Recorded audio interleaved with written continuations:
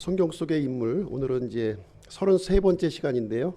돌라와 야일, 두 사람을 한꺼번에 오늘은 살펴보는 시간을 갖도록 하겠습니다. 사사기에는 12명의 이제 사사가 이제 등장하고 있어요. 12명. 이제 어떤 사람은 이제 14명이라고 하기도 하고, 어떤 사람은 또 13명이라고도 하는데, 저는 이제 12명의 사사로 언급을 합니다. 14명이라고 할 때에는 추가되는 사람이 있죠. 그 드보라 시대의 바락이라는 사람을 이제 추가하는 경우가 있고요. 또 지난 시간에 살펴보았던 아비멜렉, 기드온의 아들 아비멜렉을 이제 포함시켰을 때에는 이제 14명이 되는 거고요. 아비멜렉은 좀 너무 심하다. 그래서 아비멜렉을 빼버리면 이제 바락을 집어넣어서 13명이 되는 것이고요. 그리고 바락과 아비멜렉을 빼버리면 12명의 사사가 이제 되게 됩니다. 이 12명의 사사는 이제 또 우리가 대사사하고 소사사로 이렇게 나뉘어져요. 대사사가 있고 소사사가 있다. 이게 또 무슨 얘기인가? 또 등치가 큰 사사가 있고 등치가 작은 사사가 있는 것인가? 이것이 아니라는 거죠. 이 대사사는 이제 글의 그 분량을 가지고 나누는 거예요. 글의 분량. 그러니까 그 사사를 다루는 글의 분량이 좀 많으면 대사사, 그리고 글의 분량이 적으면 소사사 이렇게 분류를 하고 있는 거예요. 그래서 글의 분량이 많은 사람이 이제 누구냐? 우리 이제 온니엘, 왼손잡이 에톳, 그다음에 드보라, 기드온, 입다, 삼손 이와 같은 사람을 이제 대사사라고 부르는 건데, 뭐 크고 위대해서 대사사가 아니라 이제 글의 분량이 많기 때문에 대사사라고 부른다 이렇게 보시면 되겠고요. 그다음에 소사사는 우리가 이제 이름이 좀 익숙하지 않은 사람들이에요. 그렇죠?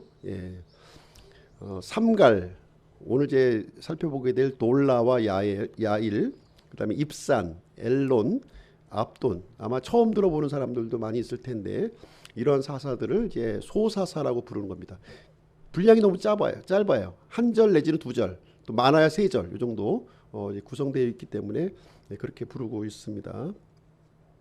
그래서 대사사는 이제 주로 이제 그 전쟁 이야기를 좀 많이 다루고 있는 거예요. 전쟁 이야기를 좀 다루다 보니까 좀 이제 분량이 좀 많아지는 거죠.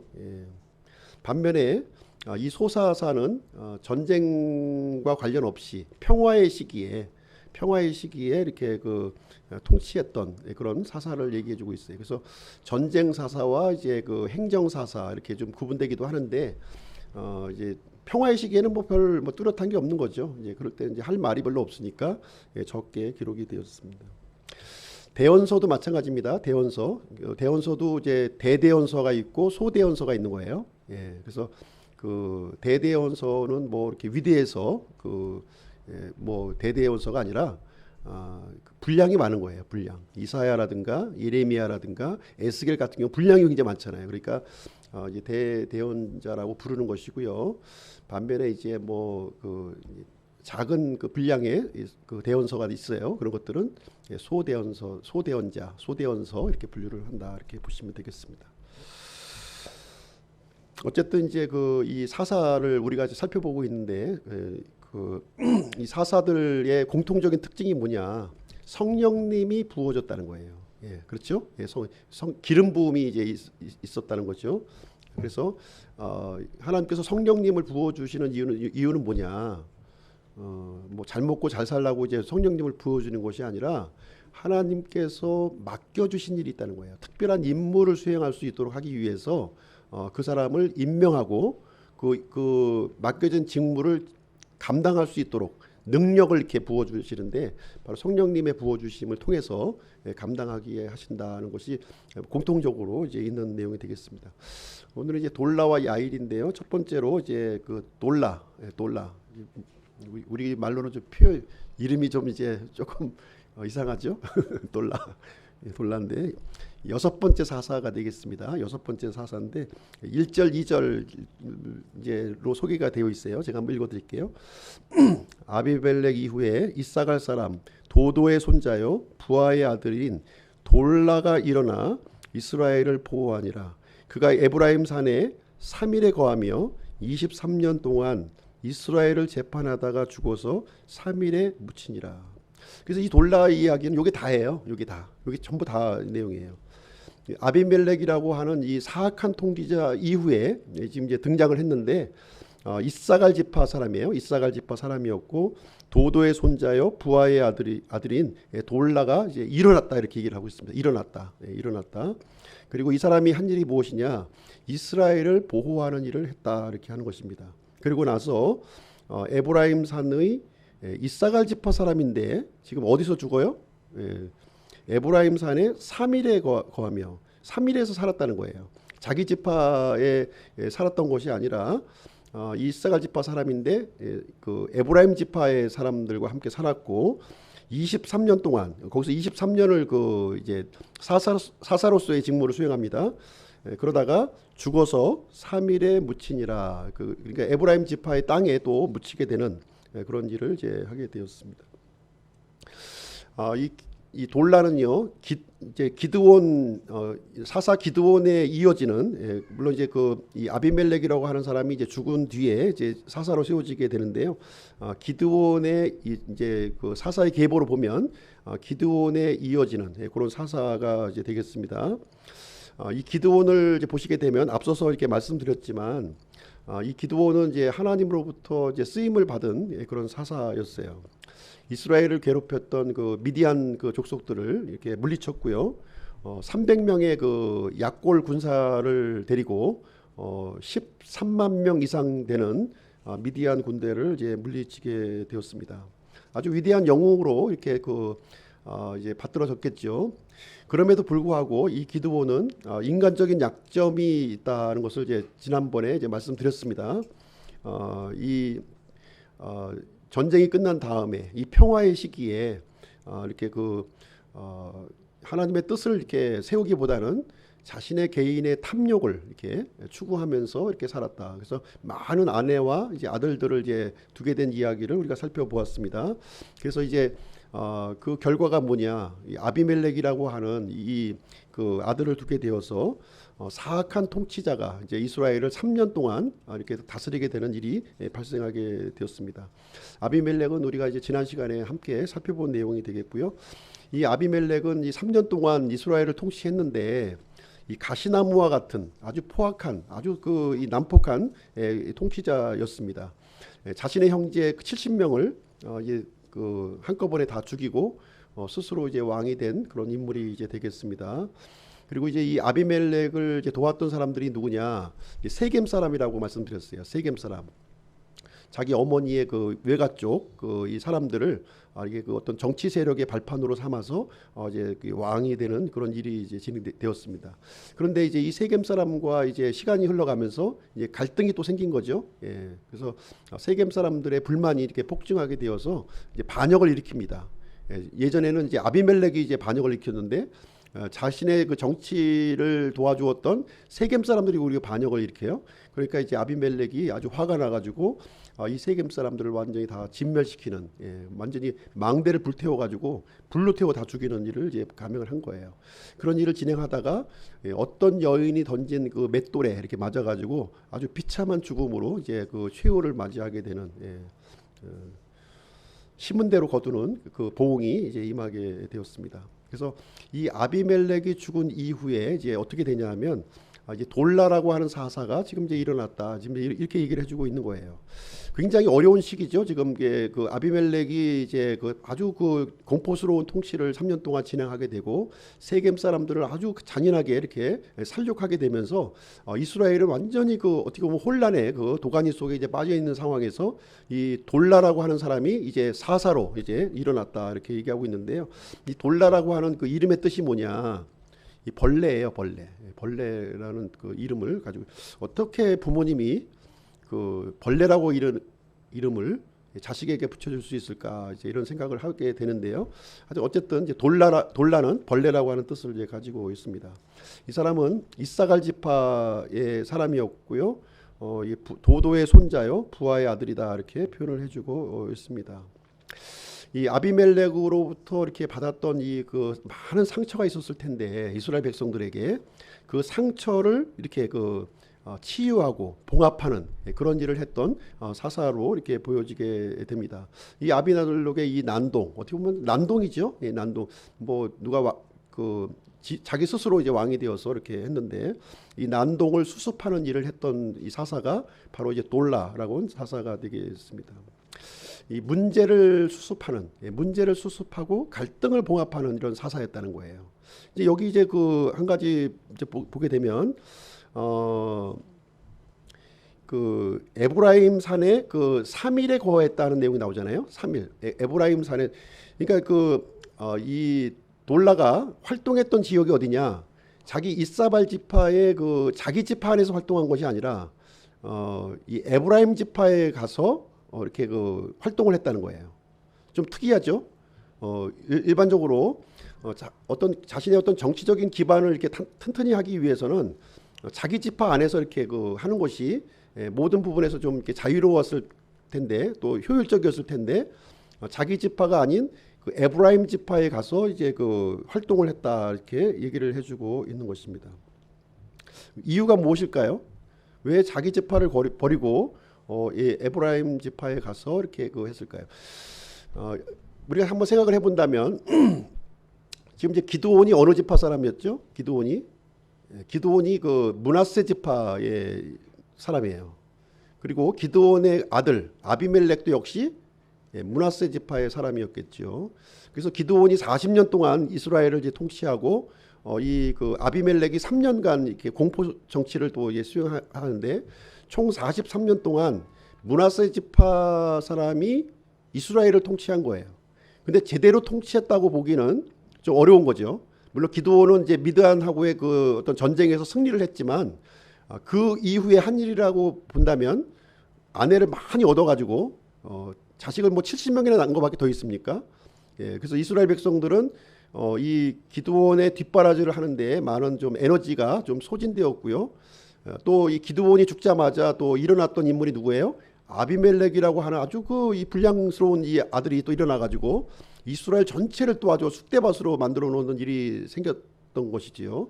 그러다 보니까 이 므낫세 지파와 이 에브라임 지파는 요셉의 아들이었던 거예요. 실질적으로 므낫세가 그 요셉의 장자였죠. 원래는 장자였습니다. 그러나 이제 야곱이 이제 그 두 아들을 이렇게 축복할 때 이제 팔을 어긋나게 이렇게 축복을 하면서 에브라임에게 장자의 명분을 주고 이제 므낫세에게는 또 차자의 명분을 또 준 거예요.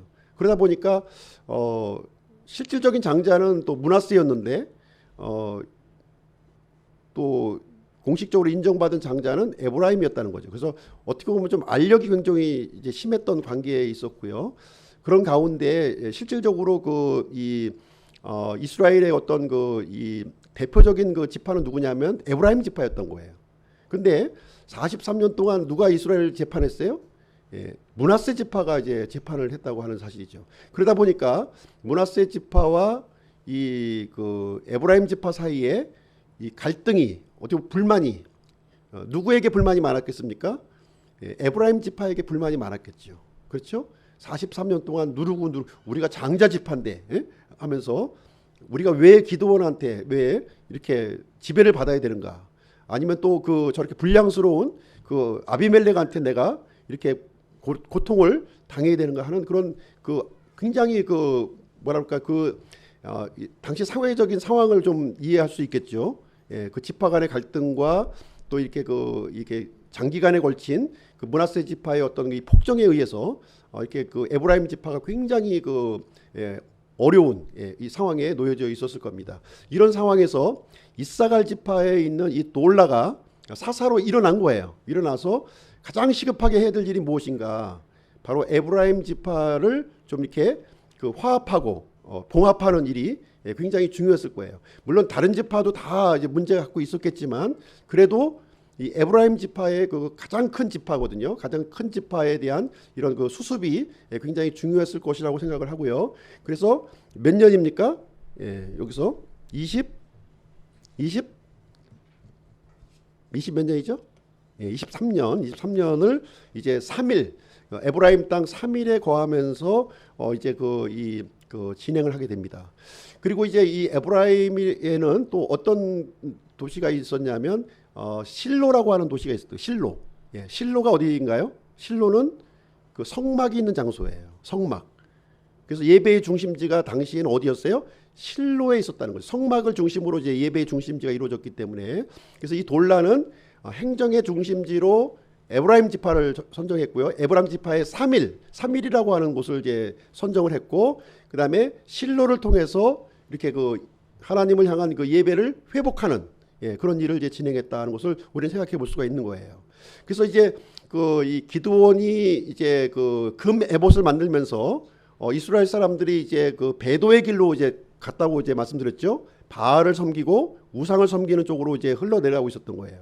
그래서 이 돌라는 이 그 영적인 타락의 길로 이제 이끌어가고 있는 이스라엘을 지금 이제 그 중단시키고 우상 숭배를 중단시키고 하나님을 향한 예배로 이렇게 전환시키는 그런 일을 이제 진행한 거죠. 그러면서 행정적으로도 이 에브라임 지파를 중심으로 해서 경제를 이렇게 일으키는 그런 일을 이제 함으로 인해서 에브라임 지파의 위상을 높여주는 일을 이제 했을 겁니다. 그래서 이 전체 이스라엘을 이렇게 그 질서 있게 이렇게 그 봉합하는 그 아비멜렉이라고 하는 그 통치자의 그런 그 어떤 폭정에서부터 이스라엘 전체를 화합하고 봉합하고 또 이렇게 그 이 평화를 이렇게 유지하는, 그러니까 기드온이 이루었던 그 평화를 계속해서 유지시켜 나가는 그런 일을 이 돌라라고 하는 이 사사가 진행을 했다는 것을 우리는 볼 수가 있습니다.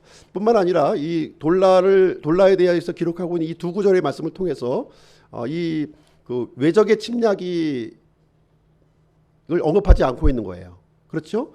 어떻게 보면 이 그 돌라는 23년 동안 평화의 시기를 이렇게 진행을 하고 외적의 침략을 또 이렇게 막는 그런 역할을 좀 했다 하는 것을 우리는 볼 수가 있습니다. 그래서 우리가 이제 이 돌라의 이야기를 통해서 우리가 생각해 볼 수 있는 것은 무엇이냐 하면 사사의 그 이야기가 전쟁 사사가 있고요. 이 평화의 시대의 사사가 있는 거예요. 전쟁 사사. 그래서 전쟁 사사의 이야기는 굉장히 드라마틱해요. 이 내용이. 그렇죠? 막 뭐 전쟁도 하고 싸우고 뭐 이렇게 막 이런 얘기가 있죠. 그러나 평화의 시기의 그 사사는 뭐 별 일이 없는 거예요. 그러면 우리가 어떤 사사가 더 낫다고 평가를 할 수 있을까요? 기드온 같은 사사가 더 그 하나님한테 칭찬을 받았을까요? 아니면 이 돌라와 같이 이렇게 자기에게 주어져 있는 맡겨진 일을 이 싸움이 더 이상 이렇게 발전되지 않도록 사전에 미리 예방하는, 그렇죠? 의사도 보면은 이렇게 막 이 암 환자를 고치고 이렇게 막 불치병을 고치는 의사가 있고, 또 어떤 의사는 그 미리 암에 걸리지 않도록 불치병에 걸리지 않도록 예방하는 의사가 있다는 거죠. 어느 의사가 더 위대합니까?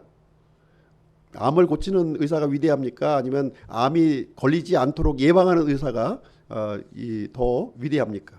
그렇죠? 하나님의 판단은 이제 어디에 있을지 모르는 거죠. 어디 있을지, 누가 낫다, 이제 누가 모자르다 할 수 있는 부분은 이제 아닌 것 같습니다. 어쨌든 이제 이 돌라는 이렇게 그 예방하는 쪽에 평화의 시기를 이렇게 연장하고 더 그 이스라엘 백성들이 타락하지 않고 배도의 길을 걸어지 않고 이렇게 또 내적인 분쟁을 이렇게 그 미리에 또 이렇게 화합하고 치유하는 그런 쪽에 이제 활동을 했다, 이렇게 볼 수가 있겠습니다. 2절 말씀을 보시게 되면 23년 동안 이스라엘을 재판하다가 죽어서 3일에 묻히니라. 그래서 보통 이제 일반적으로 죽으면 고향 땅에 묻히기를 원하는데, 지금 이제 이 그 돌라는요 에브라임 땅에 그냥 에브라임을 위해서 일을 했고 에브라임 땅에 묻혀서 지금 이제 죽음을 맞이하는 내용이 여기에 기록이 되어 있습니다. 평생을 에브라임 지파와 섞여서 물론 이제 같은 그 이제 이스라엘에 속해는 있지만 어쨌든 지금 이제 지파별로 연방제를 형성하고 있는 이스라엘 아닙니까? 그래서 이제 다른 지파에서 섞여 산다는 것은 아무래도 이제 그렇죠. 그렇죠. 괜찮은가요? 우리나라도 사실 이제 뭐 연고가 없는 지역에 가서 그냥 사는 거는 살겠는데 거기서 내가 어떤 정치적인 이런 그 어떤 입지를 다지고 하는 부분에는 상당히 어려움이 많았을 것이다 이렇게 보여지는 거죠. 그러나 이 사무엘은 이제 그런 부분에 대해서 23년 동안 이제 그 아주 노력을 많이 했을 것으로 생각을 합니다. 그래서 23년이 사실 짧은 기간은 아니에요. 예, 왕으로서의 23년은 굉장히 긴 기간인데 이 화평의 통치자로 이제 보여지는 거예요. 그래서 화평의 통치자는 누구를 연상합니까? 화평의 통치자 예수 그리스도. 예, 우리 화평의 통치자 예수 그리스도죠. 그래서 이 돌라는 누구를 예표해요? 예, 예수 그리스도를 예표하고 있다. 이렇게 보시기 진정한 화평, 이 분쟁을 해결하시는 예수 그리스도를 예표하고 있다. 이렇게 보시면 되겠습니다. 자, 두 번째로 이제 살펴볼 인물은 이제 야일입니다. 야일은 이제 7대 사사고요. 3절부터 5절까지 말씀 읽어보도록 하겠습니다. 3절부터 5절. 그 뒤에 길르앗 사람 야일이 일어나 22년 동안 이스라엘을 재판하니라. 그에게 아들 30명이 있어서 그들이 어린 낙이 30마리를 탔고 그들에게 30개의 도시가 있었는데 그 도시들은 길르앗 땅에 있으며 이날까지 하봇 야일이라 불리느니라. 야일이 죽어서 가몬에 묻히니라. 네. 여기 이제 그 야일이라고 하는 그 사사가 또 등장합니다. 야일은 이제 어느 지파예요? 야일? 길르앗 사람이라고 이제 여기 얘기하고 있는데 길르앗은 이제 어디에 있는 지역이냐면 성경의 기록을 보시면 바산이라고 아십니까? 바산의 암소 들어본 것 같죠? 예. 민수기 읽어보면 나오는데 바산의 암소 이렇게 나오는데 그 이제 이스라엘의 지형을 보시면 이제 요르단강이 있어요. 요르단강이 있고 이쪽이 이제 가나안 땅이고 이쪽이 오른쪽이 이제 그 요르단강 동편 그러니까 이제 그 땅이 되는 거죠. 이제 그 요르단강 동편에는 이제 두 지파 반이 이제 그 상속을 받았고 이 가나안 땅에는 9지파 반이 이렇게 상속을 받은 거예요. 그래서 이제 이 요르단강 동편은 이제 가나안 땅을 정복하기 전에 미리 사전에 여기는 이제 두 지파 반이 이렇게 그 모세로부터 상속을 받은 땅입니다. 제일 윗부분이 므낫세, 그 밑에가 갓, 그 아래가 루벤. 그래서 므낫세, 갓, 루벤. 그러니까 므낫세는 반지파예요. 므낫세는 요르단강 동편에도 이제 땅을 배정받았고요. 이 가나안 땅에도 이렇게 배정을 받았어요. 그래서 동편에 그 므낫세 반지파 그리고 가나안 땅에 므낫세 반지파 이렇게 있는 땅이에요. 그래서 이 요르단강 동편 맨 위쪽에 므낫세 반지파가 있었는데 거기에 그 북부 지역, 그 북부 지역이 바로 길르앗입니다. 길르앗 산지예요.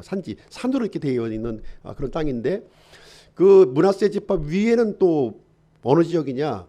암몬족 속이라고 하는 사람이 이제 살고 있었던 거예요. 그래서 이 그 길르앗은 므낫세 지파와 암몬족 속의 경계가 되는 땅이라는 얘기죠.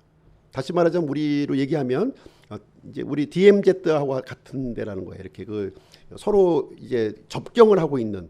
그러니까 세력이 강할 때는 이제 암몬이 또 점령을 하고 또 이 므낫세가 또 이렇게 강성해지면 또 므낫세가 또 점령하고 이렇게 그 하는 쪽이 바로 길르앗 산지라는 거예요. 서로 힘이 강한 쪽이 이제 이렇게 그 차지하게 되는 이제 그런 이제 지역이 바로 길르앗 쪽이다 이렇게 보시면 되겠습니다. 3절 말씀에 보시게 되면 그 뒤에 이렇게 나와요. 그 뒤라고 하는 것은 무슨 얘기냐면 돌라가 죽은 뒤의 뜻이에요. 돌라가 죽은 뒤에 누가 일어났다? 이번에는 야일이라고 하는 사사가 이제 일어났다 이제 얘기를 하고 있는 거예요. 그래서 야일도 돌라에 조금 못 미치는 1년이 모자라는 22년을 이제 재판하였다 이렇게 얘기를 해주고 있습니다. 이 야일이라고 하는 이름의 뜻이요, 교정하다, 빛나게 한다 이런 뜻을 가지고 있는 거예요. 교정한다, 빛나게 한다 이런 뜻을 가지고 있습니다. 근데 이제 이 야일이 보니까 아들이 몇 명이냐면 여기 보니까 30명으로 돼 있네요. 30명. 그러면 아들만 낳았을까요? 그렇지는 않겠죠. 아들도 낳았고 아마 딸도 낳았을 거예요. 아마 이제 보통 아들이 30명이면 딸도 30명 정도 낳았을 거고. 그러면 이제 아내가 한 명이 아니죠. 몇 명이 되었을까요? 한 60명의 아들, 딸을 낳으려면 몇 명 정도면 될까요? 한 5명씩만 낳다고 보면 5, 6, 30, 6명의 아내는 좋기. 6명, 뭐 6, 7명의 아내를 좀 거느렸을 것으로 생각이 되어집니다. 그래서 30명의 이제 그 아들을 낳았고, 이 30명에게 어린 낙이 30마리를 탔다. 이렇게 표현이 돼 있어요. 어린 낙이. 이 낙이 이제 나귀를 탔다 얘기하는 것을 이제 무슨 표현이냐면 그냥 단순히 나귀를 탔구나 이렇게 생각하시면 안 되는 거예요. 이 30명의 아들들에게 각각 통치권을 줬다는 거예요. 특별한 그 직책을 주었다는 것을. 그래서 이 나귀라고 하는 것은 신분을 또 얘기하고 있는 겁니다. 신분. 그 사람의 신분. 우리가 이제 자동차를 보면 이제 신분을 보여주는 거잖아요. 이제 그 신분을 가장하는 사람도 있긴 하죠. 그렇긴 하지만 보편적으로 이제 이 우리가 타고 있는 차가 이제 신분을 이제 표현해주고 있는 것처럼 당시에 이 나귀를 탔다고 하는 것은 굉장히 높은 지위와 권력을 가졌다 하는 것을 보여주고 있고요. 그러면 이 아이는 어떤 사람이었어요? 굉장히 그 길랏 지방에서 아주 이 내노라 하는 이런 그 재력가, 그 어떤 정치 권력도 가지고 있었고 이런 경제 권력도 가지고 있는 이 사람이 이제 이스라엘의 사사가 되기 위해서 돌라에 이어서 사사가 되기 위해서 일어났던 모습을 우리는 보여주고 있는 것입니다. 여기서 이제 야일이 일어났다, 돌라도 일어났다고 하는 표현을 이제 쓰고 있는데요. 이것이 이제 그 무슨 얘기냐면은 자발적으로 일어났다는 거예요. 자발적으로.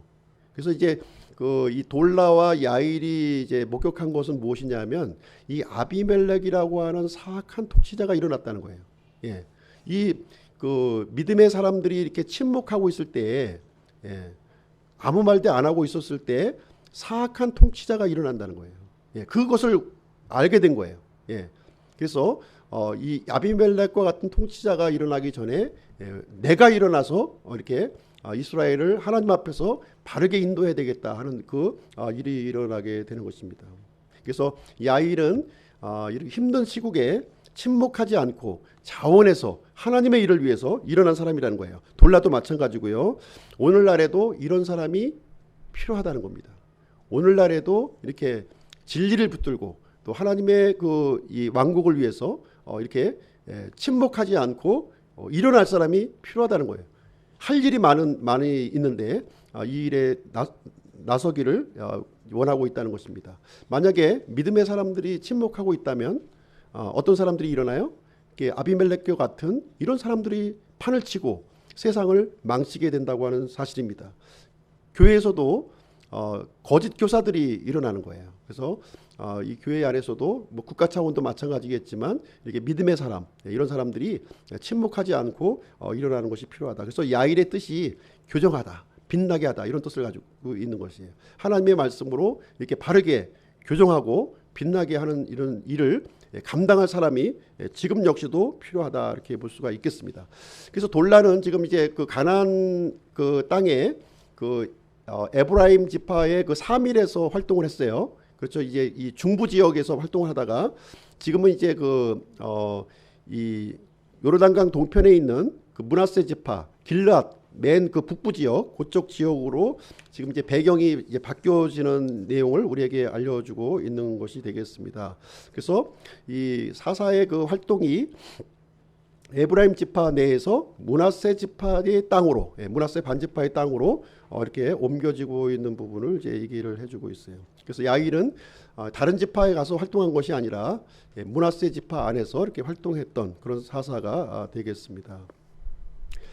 역시 이제 이 야일도요, 기드온 이후에 이렇게 백성들이 이렇게 바알의 길로 이렇게 향하고 있는 것을 이렇게 중단시키고 우상 숭배와 배교를 막는 일을 했고요. 이스라엘에서 빛과 소금의 역할을 감당한 그런 인물이 되겠습니다. 그러면 이제 야일이 했던 중요한 일이 무엇인가? 4절 말씀에 나와 있는 거예요. 야일이 했던 아주 중요한 이야기가 뭐냐면 그에게 아들 30명이 있어서 그들이 어린 낙이 30마리를 탔고 그들에게 30개의 도시가 있었는데 그 도시들은 길르앗 땅에 있으며 이날까지 하봇 야일이라 부르니라. 그래서 이제 자신의 아들들을 지금 이제 하봇 야일에 있는 지금 이제 그 30개의 길르앗 성읍 쪽에 이렇게 그 통치자로 배치하는 내용이 있습니다. 자, 이것을 보고 이제 해석이 좀 두 가지로 갈라져요. 이 그 야일에 대한 해석이 두 가지로 갈라집니다. 어떤 사람은 이 부분을 이제 부정적으로 이제 보시는 분이 있고요. 부정적인 해석으로. 또 어떤 분들은 이 내용을 가지고 긍정적으로 해석을 하고 있는 거예요. 긍정적으로. 지금 오늘 이제 제가 말씀드리는 것은 부정적인 것이 아니라 긍정적으로 말씀드리려고 하는 것입니다. 부정적인 것으로 보시는 것은 왜 무슨 이유냐면 이렇게 그 아들에게까지 세습을 해가지고 이렇게 그 성읍을 다스리게 하는 것은 이건 잘못된 것이 아닌가 이렇게 보는 시각이 있는 거예요. 오늘날의 시각으로 봤을 때는 이제 수긍이 가죠. 예. 그러나 이제 이 긍정적인 시각은 무슨 얘기냐면 이 야일의 이야기를 통해서 이렇게 살펴보면 어떤 이스라엘의 어떤 배도라든가 또 이렇게 그 외적의 침략을 받았다든가 하는 부정적인 내용이 전혀 안 들어있다는 겁니다. 예, 그래서 저는 이제 부정적인 관점보다는 긍정적인 관점으로 이제 이 부분을 좀 말씀을 드리도록 하겠습니다. 왜냐하면 당시에 이제 이스라엘 이 사사 시대에는 이렇게 지금은 이제 부유한 사람들이 어떻게 보면 지탄받고 좀 이렇게 좀 비판의 대상이 지금 되고 있죠. 예, 그렇지만 당시 야일의 시대에서는 이렇게 이게 부유한 것이 지탄의 대상이 아니었다는 거예요. 이것은 하나님께서 복을 주신 거구나. 그래서 이 부유한 사람에 대해서는 존경하는 마음을 이제 이렇게 갖고 있었다는 거예요. 이렇게 비판하고 뭐 아들에게까지 물려주네 하는 거 가지고서 이렇게 이제 저기를 하지 않았다고 하는 사실입니다. 그래서 복을 주신 증거로 이렇게 생각을 했고요. 야일은 이런 하나님께서 주신 이 복을 가지고 어떻게 이것을 사용해야 될 것인가 생각을 가지고 이스라엘을 위해서 사용을 해야 되겠다. 자기 므낫세 지파의 이런 회복을 위해서 사용하겠다는 마음을 가졌다고 하는 사실이에요. 그래서 자신에게 있던 이 30명의 아들을 길르앗 지방에 있는 이 성읍의 통치자로 이렇게 삼았는데 이 길르앗 지방이 이제 어떤 지역이냐? 아까도 말씀드렸지만 암몬과 므낫세 지파 사이에 접경 지역이었다는 거예요. 이건 전쟁이 일어나면 가장 위험한 지역이에요. 암몬이 강해지면 여기는 항상 빼앗길 수밖에 없는 땅이었고요. 또 이 므낫세 입장에서도 이렇게 또 전쟁을 일으켜서 이렇게 힘으로 빼앗아야만 하는 그런 지역이었다는 거예요. 가장 위험한 지역, 누구도 가기 싫어하는 지역. 그 지역에 누구를 보냈어요? 야일이 자신이 사랑하는 이 아들들을 거기에 전진 배치를 했다는 거예요. 그래서 그 지역을 국방을 튼튼히 하도록 하기 위해서 자신의 이 모든 아들들을 거기에 배치시켰음을 여기서 말을 해주고 있는 것입니다. 그래서 이 하봇 야일이라고 하는 뜻이 뭐냐? 하봇 야일, 야일의 도시라고 하는 뜻이에요. 예, 야일의 도시. 그러니까 이 야일의 도시라고 하는 뜻은 무슨 얘기냐면 처음에 가나안 정복 전쟁을 할 때 지금은 이제 가나안 정복을 다 이제 끝나고 후대에 지금 이제 진행되는 이야기인데 처음에 가나안 정복을 할 때 점령했던 지역이라는 거예요. 예, 자신의 조상들이 점령했던 땅이었어요. 그래서 하봇 야일이라고 정했던 그 땅이었는데 암몬 족속한테 빼앗긴 겁니다. 예, 빼앗겼어요. 그래서 이 야일이라고 하는 사람이 다시 이 지역을 이제 회복을 한 거예요. 회복을 하고서 그 지역에다가 자신의 아들 30명을 이렇게 방어를 하도록 하기 위해서 이렇게 전진 배치했다 이렇게 보게 되는 것입니다. 그래서 야일은 이 믿음의 사람이었다는 거죠. 믿음의 사람이었고 용사였음을 얘기를 해주고 있습니다. 그래서 이 야일의 시대는 돌라 시대와 마찬가지로 이스라엘 백성들이 배교하지 않았고 외적의 침략이 없었던 평화의 시기에 이렇게 활동했었던 이 사사였다는 것을 우리에게 알려주고 있는 내용이 이제 되겠습니다. 이 돌라와 야일의 이제 공통점을 보게 되면 기록한 내용이 짧다는 거예요. 두 사람이 다 공통적으로 아주 짧게 2절, 3절 이렇게 기록이 되어 있습니다. 그리고 반면에 짧은 기록을 갖고 있지만 돌라와 야일은 통치 기간이 상당히 길었어요. 예, 23년, 22년 이렇게 굉장히 긴 기간 동안 통치를 했습니다. 그리고 돌라와 야일은 그리고 공통적으로 자신에게 맡겨진 그 사사의 직무에 아주 충실했던 사람이라는 거예요. 어떤 그 책망이 없어요. 책망이 없는 그런 모습을 보여주고 있습니다. 그럼에도 불구하고 돌라와 야일의 그 차이점이 또 있는 거죠. 차이점이 있는데 그것은 무엇이 차이점이 있냐면 돌라는 자기 지파에서 활동했던 것이 아니라 타 지파에서 에브라임 지파에서 이렇게 활동을 했죠. 거기서 나그네로서 이렇게 삶을 살았던 사람이었습니다. 그리고 지파 간의 그런 그 내적인 갈등 이런 것을 이렇게 봉합하고 이렇게 조정하는 그런 역할을 했습니다. 반면에 야일은 자기 지파 안에서 이렇게 활동을 한 거예요. 자기 지파를 떠나지 않았어요. 평생. 므낫세 지파만을 위해서 이렇게 활동을 했고요. 굉장히 또 이렇게 그 부유한 삶을 살았습니다. 그러나 그 자신의 부유함을 가지고 자신의 어떤 그 이런 욕심을 채우기 위해서 살았던 것이 아니라 이 그 국가를 위해서, 이스라엘을 위해서, 지파를 위해서 사용했던 모습을 보여주고 있습니다. 그래서 옛 영토를 조상들이 차지했던 옛 영토를 회복을 하는 그런 일을 진행을 했습니다. 그럼 이제 오늘 이제 본문의 말씀을 통해서 이제 우리 적용할 교훈을 좀 말씀드리도록 하겠습니다.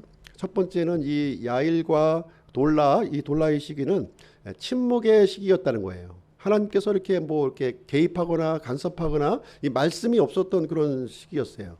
큰 타락도 없었고요. 그렇다고 해서 하나님의 큰 은혜도 베풀어지는 그런 시대가 아니었습니다. 그럼에도 불구하고 야일과 돌라의 시대는 이제 이렇게 일상적인 그런 시대를 살았던 그런 그 인물들이 되겠습니다. 그래서 특별히 책망할 것도 없고 특별히 또 칭찬할 것도 없는 그런 삶을 살게 되었습니다. 자율적으로 이렇게 그 맡겨져 있었던 그런 시대가 되는데요. 때때로 우리 하나님께서는 우리의 삶을 이렇게 간섭하지 않는 것처럼 이렇게 침묵하고 있으시는 것처럼 이렇게 뭐 잘못을 하더라도 뭐 이렇게 굳이 책망하지 않으시고 하는 그런 모습인 것처럼 또 뭐 이렇게 또 잘한다고 하더라도 너 참 잘했다 칭찬하지도 않는 그런 그 모습이 우리가 이제 생겨진다고 하는 것이죠. 그러나 하나님께서는 침묵하고 계시지만 절대로 침묵하시는 것이 아니라는 것이죠. 하나님께서는 우리 인생의 모습에 관심을 갖고 계시고 곰곰이 보시는 분이시다 하는 것이 잠언서 5장 21절에 이제 나와 있어요. 하나님께서는 우리 인생들의 삶에 관심을 갖고 있어요. 우리 부모도 마찬가지예요. 우리 자녀들이 그냥 이렇게 아무 말도 안 하고 그냥 이렇게 내버려 두는 것 같지만 항상 이 자녀들을 지켜보고 있는 거죠. 그렇죠? 지켜보고 있는 이 부모의 마음처럼 하나님도 그와 같은 방식으로 우리의 인생을 이렇게 살펴보고 있다는 것을 말씀드립니다. 사람의 길들은 주의 눈앞에 있나니 그분께서 그가 가는 모든 길을 곰곰이 살피시느니라. 그래서 하나님께서는 우리의 인생을 곰곰하게 이렇게 하나하나 세밀하게 지켜보시는 분이시다 하는 것을 얘기를 해주고 있습니다. 이 침묵의 시기에 활동했던 돌라와 야일은요 어떻게 살았나요? 자기 마음대로 살았던 것이 아니라 하나님께서 맡겨주신 그 사명에 충실했던 모습을 우리는 보게 됩니다. 23년, 22년 동안 이렇게 일관되게 신실하게 산다고 하는 것은 매우 힘든 일이에요. 기드온 같은 경우에는 미디안에서 이겨서 전쟁의 영웅으로 바쳐지는 순간 40년의 평화의 시기를 살면서 자기의 어떤 그 개인의 그 욕심과 탐욕을 채우는 삶을 살았던 것에 반면에서 이 돌라와 야일은 그렇지 않았다는 것이죠. 자신의 전생애를 이렇게 바쳐가지고 하나님의 일에 특별히 드러난 일이 없었음에도 불구하고 이렇게 그 외적의 침략을 이렇게 방지하고 이스라엘의 평화를 이렇게 이루는 그러한 일에 기여했던 그 사사였음을 우리에게 가르쳐주고 있는 것입니다. 그래서 우리도 오늘날과 같은 시대에는 이렇게 돌라와 야일과 같이 자발적으로 일어나는 이런 지도자들이 많이 필요한 그런 시점이 이제 되겠습니다. 두 번째로 우리가 생각해 볼 수 있는 것은 이 돌라와 야일은 무명의 사사들이었다는 거예요. 무명의 사사들. 돌라와 야일의 이름 지금까지 들어본 적이 있습니까? 오늘 처음 들어보신 분도 있을 거예요. 그렇죠? 이름이 없는 그런 사사였어요. 그럼에도 불구하고 이 사람들에게 사람에게는 좀 숨겨진 사람이었을지 모르겠지만 하나님 앞에서는 유명한 사람이었다는 거예요. 하나님 앞에는 인정받는 사사였다고 하는 사실을 우리에게 얘기를 해주고 있습니다. 그래서 이 두 사람의 공통점은 뭐냐면 이 아비멜렉과 같은 이 사악한 통치자에게 절대로 이 이스라엘의 통치를 맡겨둘 수 없다고 하는 그런 마음을 가지고 자발적으로 일어났던 그런 사사이라는 것을 얘기를 해주고 있습니다. 비록 짧은 구절에 이렇게 기록하고 있지만 이 평화의 시기에 활동했었던 이스라엘을 이렇게 더 큰 이런 그 배도의 길과 외적의 침입을 이렇게 방지했던, 예방했던 그런 사사의 모습을 우리에게 가르쳐주고 있습니다. 하나님께서는 이런 사람들을 이제 들어서 사용하신다는 것을 우리가 볼 수가 있고요. 세 번째로 우리가 또 한 가지 이제 생각을 해볼 수 있는 것은 무엇이냐면 이 돌라와 야일의 시대는 어떻게 보면 좀 정체되어 있는 그런 시기라는 거예요. 정체되어 있는 시기. 그렇죠? 우리가 이제 좀 우리의 믿음은 이렇게 좀 그 과거 지향적이기보다는 좀 이제 그 미래 지향적으로 우리가 나가야 될 필요가 있다는 거예요.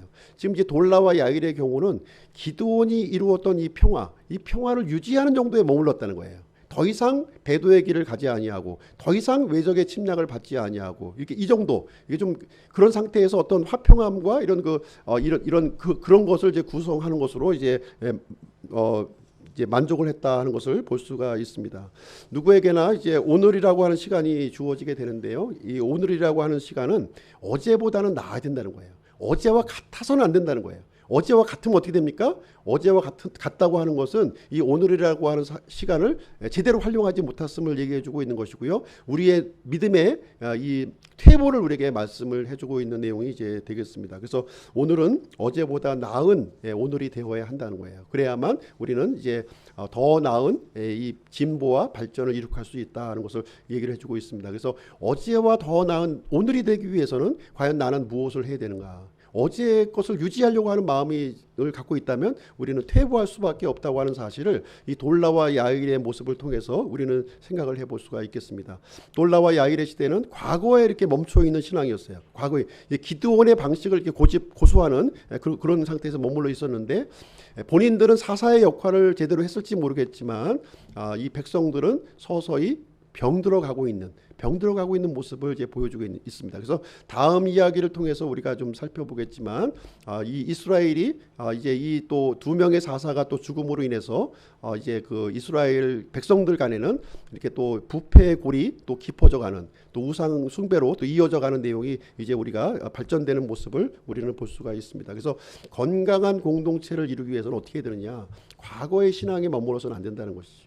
그래서 이 개혁하고 쇄신하는 쪽으로 우리가 적극적으로 우리가 대처해야 될 것을 우리에게 알려주고 있습니다. 그래서 이 돌라와 야일은 부분적으로 예수 그리스도를 예표하고 있는 인물이 이제 되겠습니다. 연약한 사사의 모습을 통해서 진정한 사사, 진정한 통치자 예수 그리스도의 모습을 우리는 이제 바라보아야 될 줄로 생각을 합니다. 결론을 내리도록 할게요. 우리는 사사기의 패턴을 통해서 우리 자신의 모습을 항상 이렇게 점검해 볼 필요가 있는 거예요. 점검해 볼 필요가 있습니다. 그래서 우리가 이 하나님의 주권을 인정하지 않았을 때 어떤 일이 생기는가? 이스라엘은 항상 이렇게 부패가 일어났고 우상 숭배로 이어졌고 외적의 침략으로 이렇게 이 고통받는 일이 반복되고 있는 모습을 보여주고 있습니다. 그래서 이것이 바로 사사기에 흐르고 있는 하나님의 그 섭리라고 우리가 볼 수가 있겠습니다. 그래서 우리는 하나님께서 우리의 삶을 역사하시도록 해야 된다는 거예요. 우상을 선택하기보다는 하나님을 적극적으로 이 도우심을 구하고 하나님의 주권을 인정하는 쪽으로 우리가 나가야 될 것을 우리가 얘기를 해주고 있습니다. 그래서 사람 스스로의 힘으로 이렇게 그 자력으로 서려고 이렇게 하는 노력은 사실 무모하다는 거예요. 나름대로 이렇게 그 지혜를 가지고 뭔가 똑똑한 척하지만 실질적으로는 이제 자기 꾀에 자기가 넘어간다 그러잖아요. 그렇죠? 결국은 이 잘못된 그릇된 그 판단과 결론에 이르는 이런 모습을 볼 수가 있습니다. 그래서 하나님을 항상 나의 삶의 영역에 개입을 시켜야 되는 거예요. 개입을 시키고 그분의 주권 하에 우리가 놓여져 있는 것이 지혜로운 삶이다 하는 것을 얘기를 해주고 있어요. 사사기는 계속 반복해서 시간이 지나갈 때마다 하나님의 주권을 물리치고 뭔가 내 스스로 이제 하려고 했을 때 이렇게 문제가 생긴다는 거예요.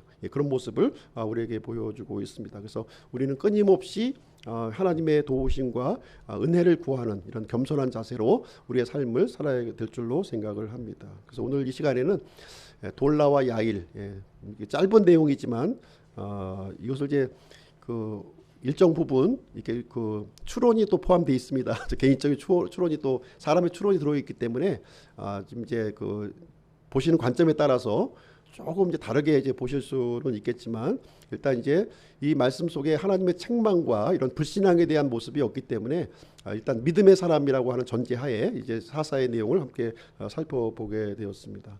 그래서 이번 주 한 주도 주 예수 그리스도의 지혜로 살아가는 우리 기쁨 침례교회 성도님들이 되시기를 바랍니다. 기도하고 마치도록 하겠습니다.